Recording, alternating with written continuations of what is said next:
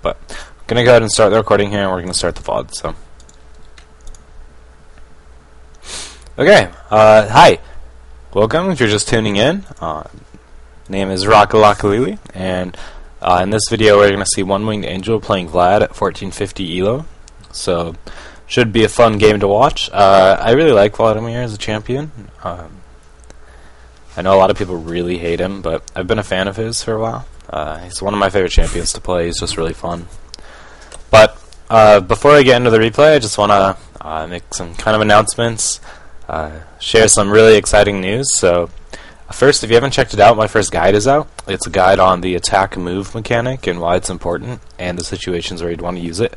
I highly recommend you check that out. If you go to my website, rockalockalili.com, and just follow the guide section, you can go ahead and do that. People, I think, really like that guide. It got really well received. I had over 10,000 unique visitors to the guide yesterday. It was on the front page of Reddit for the League of Legends subreddit. So I was very happy about that. Very happy to get that much of a positive response. So definitely look for more guides from me in the future. And the other really exciting news I want to share is I did have 100 live viewers on Friday when I was streaming. And that's just really exciting. I never thought I would hit triple digits on viewers, so pretty exciting about that. The other exciting news, I got a new headset, so hopefully my mic is a little higher quality. If not, that's fine. These are way more comfy. My other headset died, so I had to go get a new one. But yeah, so with all that said, I think we're going to go ahead and get started on the next replay. So let's go ahead and pull that up. Gotta find the right window. Alright. So he sent me 2 replays. And I'm just gonna click the first one. I don't know if there's a win or loss or anything, he didn't say, but One Winged Angel is a friend of mine. I've played with him. I played with him in a tournament.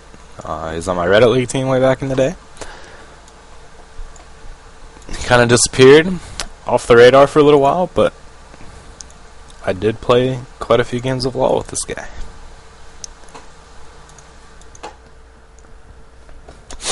Alrighty. So Ghost and Ignite on Vladimir, that's okay. Ignite on Vlad is always really good because your ult increases the damage taken of enemy teams, and Ignite will stack with that, so your ult will actually make Ignite do even more damage, which is amazing. Ghost is an okay summoner spell on Vlad. A lot of people like Ghost because if you pool with Ghost another effect, you create more distance while you're pooled, which helps a lot. One thing you should definitely consider is taking Ignite Heal. With the new heal, it's really good. Vladimir's E, his Tides of Blood, the more stacks you have on it, up to 4, it increases healing effects on you, and that includes the effect of Summoner Heal. So Vladimir, like late game with Summoner Heal, can heal for like a ridiculous amount. Like I don't know. I'm just gonna throw out like 1k. That's probably a little high, but he can, like, Summoner Heal is very good on Vladimir. So something to consider. I personally like running Heal Ignite. The enemy team is going to be rough because they have Ahri, Graves, and Riven, and those are 3 of the strongest champions currently in the game. So definitely going to be a little rough there. You're probably going to be going top, I'm assuming. So you're going to be top against a Riven, and that's going to be a little rough because Riven is very strong early, and Vladimir is pretty weak early. So that's definitely going to be a rough matchup for you. You're going to have to play very scared and passive early. And I think going Amp Tome and 1 potion is a little bit of a mistake. I think a much safer opening would be Boots and 3 potions. Not only will it make it harder to gank, which is always a danger top lane, but it would also make you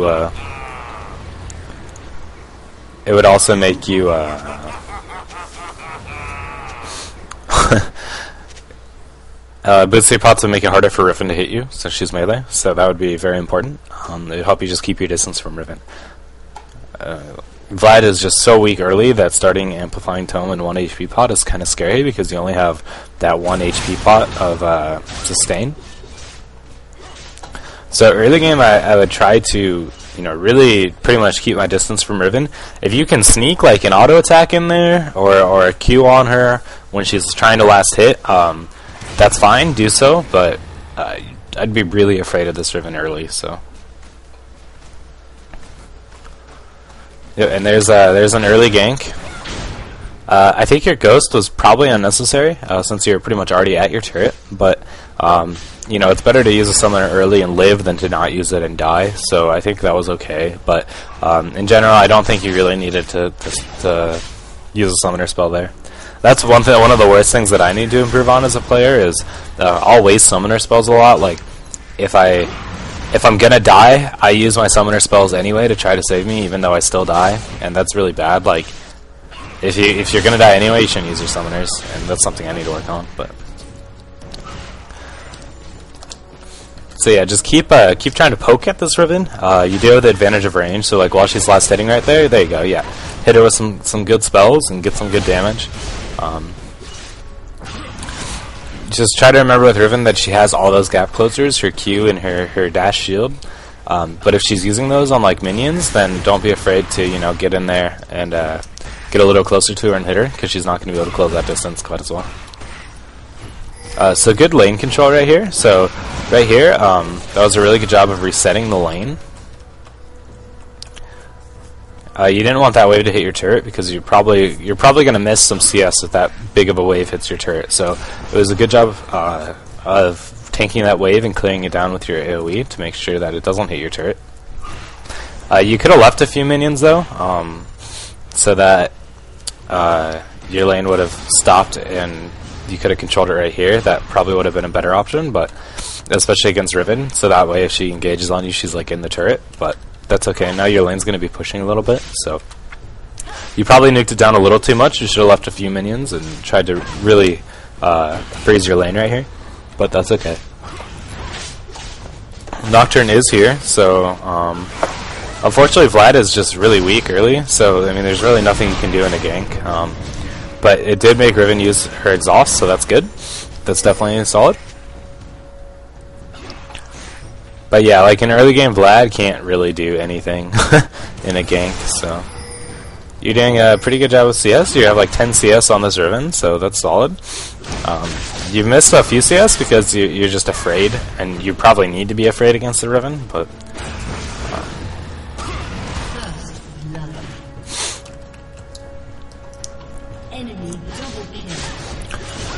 so Riven is rocking Ghost and Exhaust, so she only has Ghost up right now, which means that she will be able to stick on you if she wants to fight you. But those summoner spells are pretty bad for Riven. You don't really need them, and I'd be pretty glad she doesn't have Ignite. So, but yeah, at this point in the game, you're still pretty weak compared to Riven, so you definitely want to respect that and keep your distance. Vladimir is definitely a late game champion. He is very weak early. He starts becoming pretty dominant in lane around level 9, but he's still not that useful in like an actual fight. He just has great poke and sustain. So good job of using your Ignite to pick up that kill. That was really good. It was silly of that Riven to go on you when you had an Ignite and she had no aggressive summoners. Like, see, in that situation, if Riven had Ignite, she would have killed you. She probably would have died, but she definitely, you definitely would have died too. So that's why it's kind of silly of that Riven.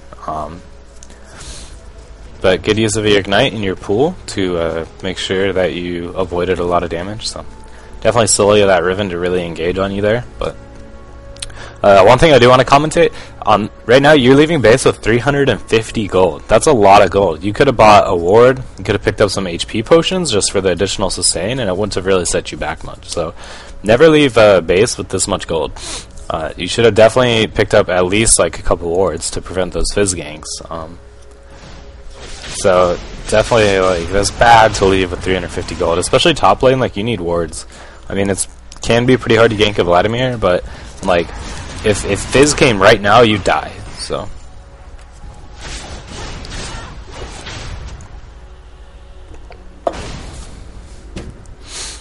now Riven has it warded, and it's always a good idea to commentate with your or communicate with your jungle, or like let him know that there's a ward here.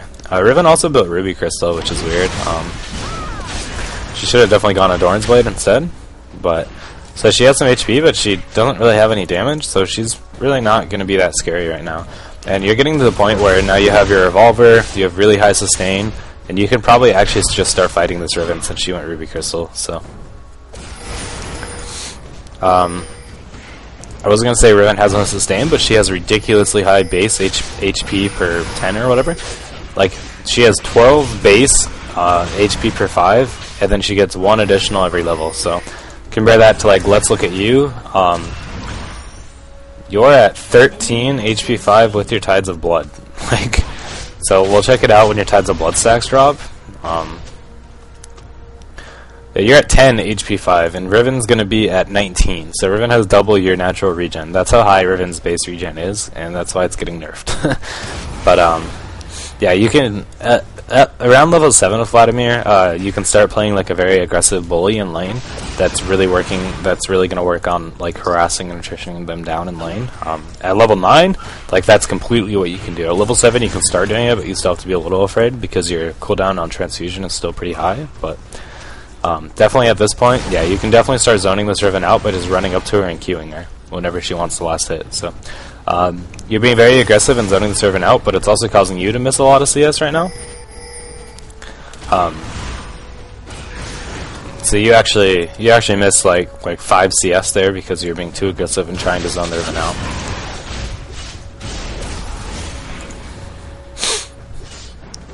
I feel like at CS you're doing pretty well. You have highest on your team.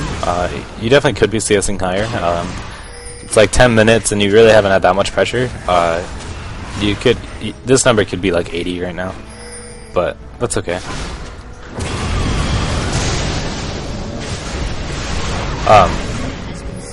So one thing I was going to say is that you didn't need to pool right there. What pooling did is it took the turret aggro off of you and put it on Nocturne, who has lower health than you, and you were sustaining with your spell vamp. So Riven wasn't on you at all, and so by pooling there, you actually you caused Nocturne to take a lot of turret damage that could have been avoided. And then so this gank right here could have been completely avoided if you bought wards when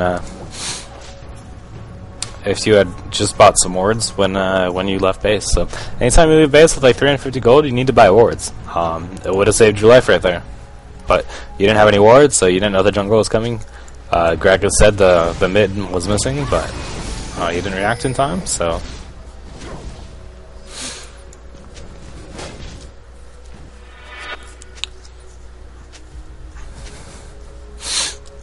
Yeah, so like don't blame your team. Greg shouldn't have come up.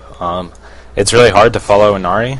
Like, I mean, I guess he could have because he did have boots advantage, but still, like that's still on you for not just running after that turret dive. Like you should have realized that mid was missing, and that you don't have a ward and you don't know where their jungle is. So you should just assume that the jungle stopped. And right after that turret dive, when you had all of your cooldowns, you should just left. Okay, so now you've picked up a ward, which is fine, and you still have like this awkward amount left. And with that amount left, you could have definitely bought another ward just to have it in case you're in lane long enough to where this one ends.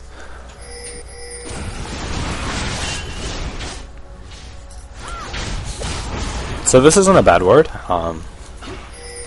If they decide to be tricky and like sneak around like this, you'll see them coming through here. It's not very often that people will do that though, so one thing you could do is you could just throw a ward down here so it both has vision on Baron, because Baron will spawn at 15 minutes, and it also has vision of like this ramp in mid, so like the jungle, if you throw your ward down here you get increased vision, so you can see them coming from a long way away, and the only thing that you're not going to see is if they come sneak around like this and then go through here. That this ward does see, so it just gives you longer to react if you drop it down here. And it also gives you vision on Baron, so I'm a fan of warding down here instead of right there, but that ward's fine too. Especially since like Baron isn't spawned yet, but your next ward should definitely go down here.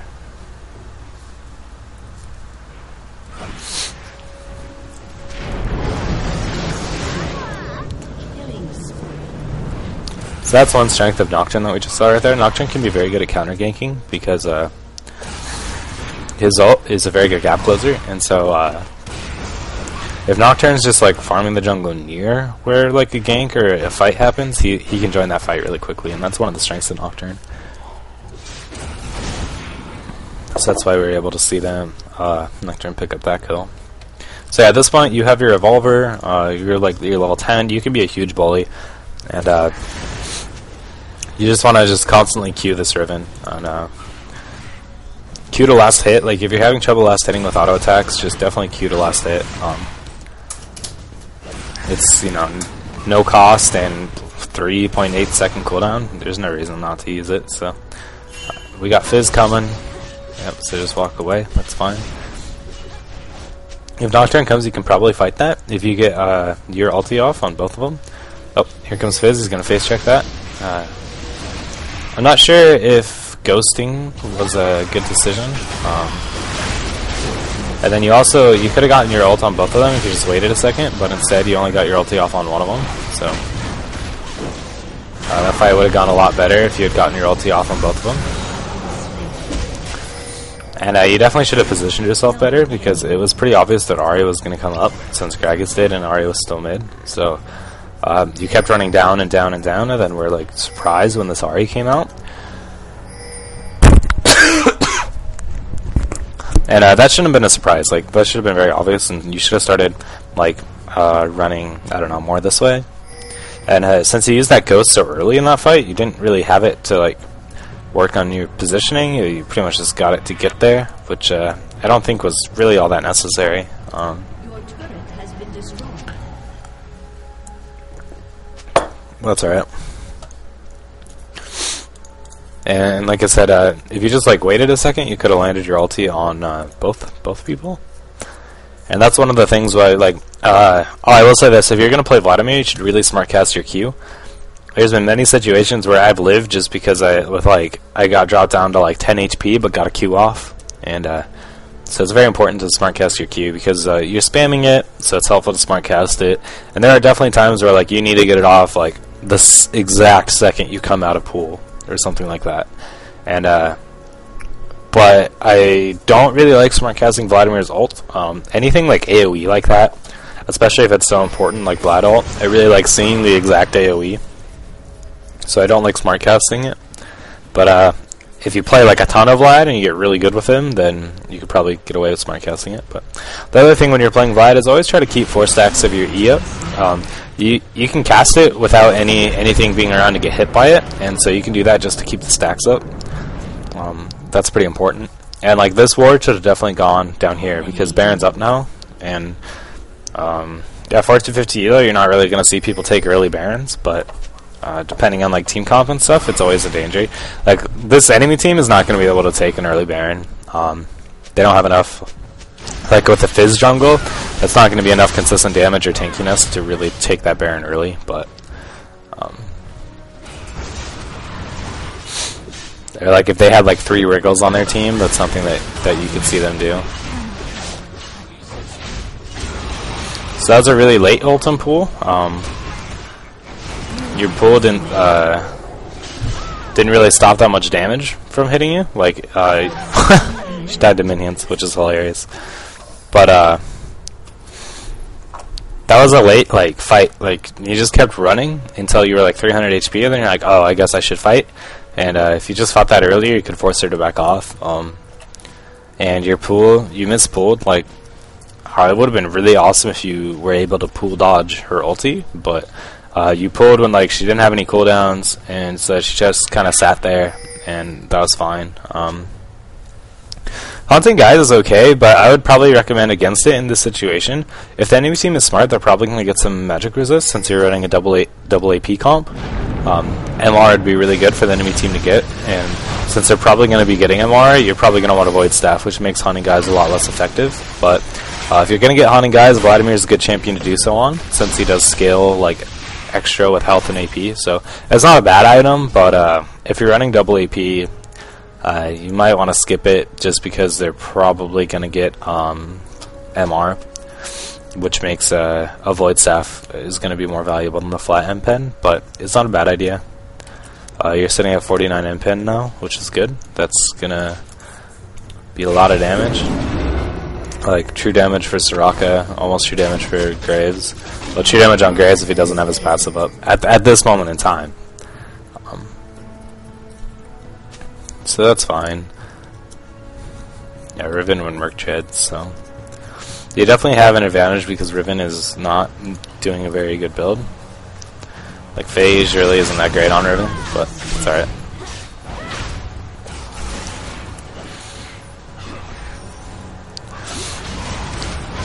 Yeah, so Vlad, strength in lane, it's not going to be like straight fighting 1v1 this Riven. You'll probably lose that, but you really want to try to be like attritioning her down. You really want to try to just poke and heal and run away and poke and heal and just wear her down over time. So that's how you want to be playing Vlad in lane. And the other thing is that you're a very strong pusher with Vlad, so you can just keep pushing up to their turret, but you need to be careful because you don't have ward coverage. But we do see Fizz bot, so it's not that scary. But like Ahri is missing, so definitely have to watch that. Yeah, so Vlad's a very strong pusher, and you can just push, push, push, push. And if your Ghost is up, you should be really hard to gank, because if you just use Pool effectively on their CC, then you should be fine, and you shouldn't die, so.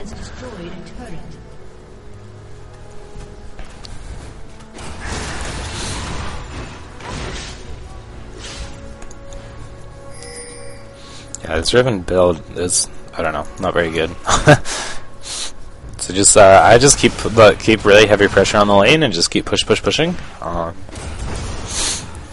Yeah, and it's still like instead of the Haunting Guys, I think just going like Deathcap or Rylai's would have been better. But the Haunting Guys is going to be good at this point in the game. It's going to be really strong right now before people have MR, but it's going to be less effective later once people get MR when you're going to be wanting a Void Staff.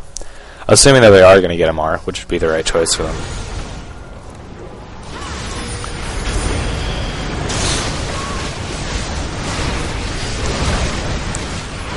So that was fine. That was good bait for you. Your team should be able to do pretty well here. Yeah, that should definitely be a dead Ahri. Nocturne should have his back. There's no reason for Nocturne to die. With both you and Gragas on Ahri, that Ahri was like 100% dead, and Nocturne could have just ran backwards and lived. So that's one thing I see a lot of players do is like if they're low health but they're chasing someone low health, like. If they're low health with their team and they're all chasing someone with low health, the low health player will just keep going. And it's like, they should just back because your team's going to get that kill. I've seen that a lot in people's play. So that's something to always watch for. Be like, do I really need to be here? Because right now it's just a risk of giving them a kill. So you guys are definitely getting some good push in.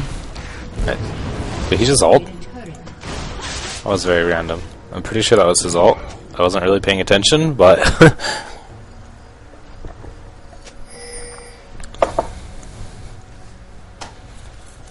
I mean, I guess he knocked them back, but was silly. I don't think it was necessary. So good, like third item on Vlad at this point. Either Deathcap or Rylai's, they're both very good on Vlad. Rylai's is great to give you a little bit of slow, and it scales very well because it's just health and AP, which is from your passive, what you want. But Deathcap is always good because, I mean, you need damage, so you need Deathcap.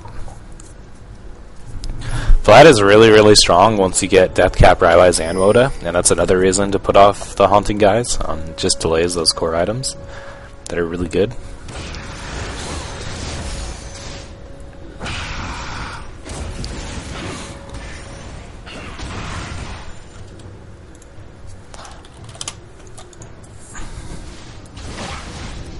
This is kind of a dangerous dragon of you guys. Like, they're all here, but so are you. So, looks like they're too afraid to actually fight, though. And looks like Nocturne did not smite that. I couldn't tell who got that, but that was really good. You got a good ulti on like 3 people, and that should. But unfortunately, like it was the 3 people that you don't want to be focusing. You guys are still going to be tearing this up, though. Like Graves and Ahri were still alive, and your ulti didn't get on any of them, but. That's okay. You guys are pretty far ahead right now, so it's a good team fight still.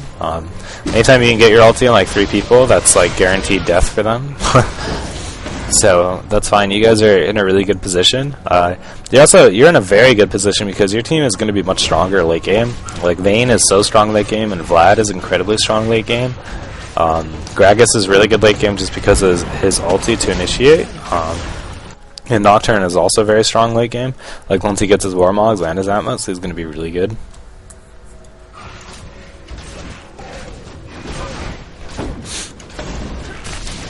Yeah, like this Riven just doesn't do much damage.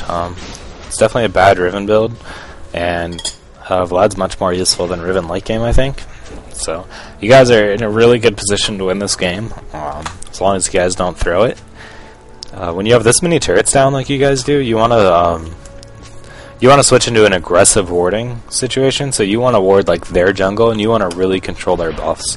It's the point where you should be like timing their buffs and really controlling it. So yeah, anytime you are winning this strongly, you definitely want to be aggressively warding their jungle and really controlling their buffs. Like their blue buff just spawned, and you guys should be all up on that. So you've done a really good job of buying a lot of wards, except that one time at the very beginning. But it did seem like you learned from your mistakes, because you bought a ward on every trip back to base so far. So that's good to see. I feel like a lot of players sometimes think that like support's job is warding, and therefore they're the only person who should ever buy wards. And that's totally false. It's so much easier.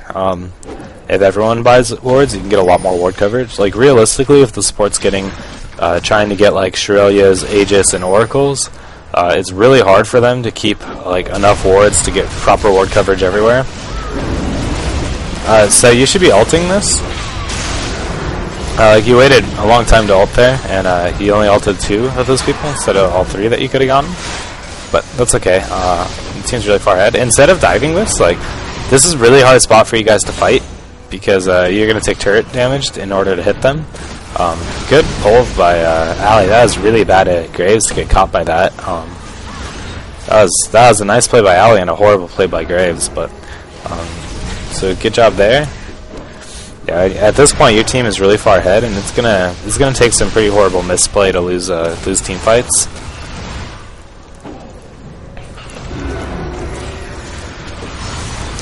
So it's a bummer Nocturne went and took all that turret damage. And like if you guys hadn't been Gregus missed his ulti. But if you guys hadn't like dove right there, you guys probably could have baroned off that, but instead you just get this turret, but that's okay. You guys can definitely still get Baron later because you're so far ahead.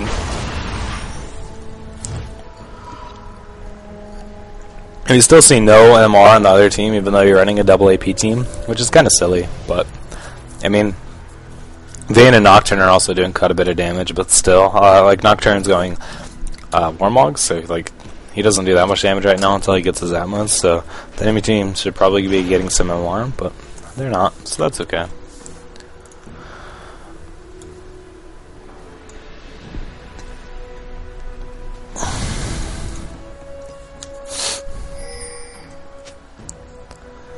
Dude, Barons. Okay, so you're calling for Baron. This is not a good Baron call, because, and the reason why it's not a good Baron call is they are all up, and they are probably positioning to go to Baron right now. Like, you guys are definitely ahead, and you're going to win a team fight, but this Baron is just kind of a risk, I feel. Yeah, and so you're making a call like, start the Baron, and if they try to come, just turn and fight them. And that's the right call, and you're going to be forcing a fight, which is probably going to end in your favor. But you have to be careful because Baron's going to wreck you guys. Like, you see it just almost like at 3/4 health Gragas and Vayne already. And Nocturne's not with you guys at the moment. That was a good ulti to get on both Graves and Fizz though. So yeah, Graves is going to drop really fast because of that. So yeah, good ulti. That's going to enable you guys to really pick up those kills.